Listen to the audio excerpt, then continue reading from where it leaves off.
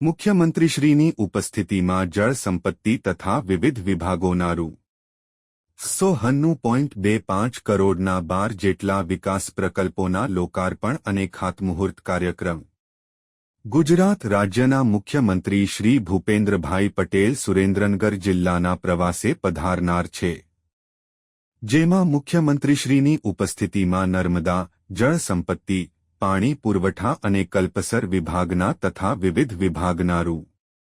190.25 કરોડના 12 જેટલા વિકાસ પ્રકલ્પોના લોકાર્પણ અને ખાતમુહૂર્ત કાર્યક્રમ 31 મે અને શનિવારના રોજ સુરેન્દ્રનગર વઢવાણ આનંદ ભુવન ખાતે સવારે 10:30 કલાકે યોજાશે, જેમાં મુખ્ય મહેમાન તરીકે જળસંપત્તિ અને પાણી પુરવઠા મંત્રી શ્રી કુંવરજીભાઈ બાવળિયા, પ્રવાસન મંત્રી શ્રી મુળુભાઈ બેરા, રાજ્ય કક્ષા વન અને પર્યાવરણ મંત્રી શ્રી મુકેશભાઈ પટેલ, સાંસદ સભ્ય શ્રી ચંદુભાઈ શિહોરા વિશેષ ઉપસ્થિત રહેશે.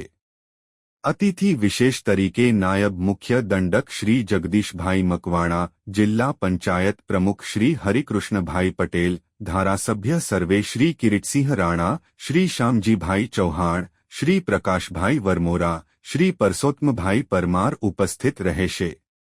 મુખ્યમંત્રીશ્રી દ્વારા કરવામાં આવનાર લોકાર્પણ કાર્યક્રમની વિગત.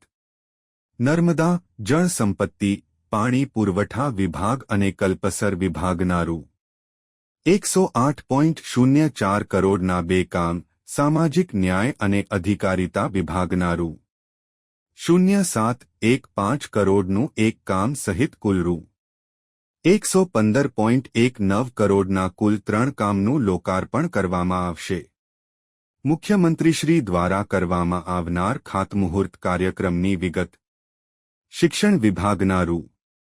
60 લાખનું 1 કામ, નર્મદા, જળ સંપત્તિ, પાણી પુરવઠા વિભાગના ₹556.43 કરોડના 6 કામ, માર્ગ અને મકાન વિભાગના રૂ.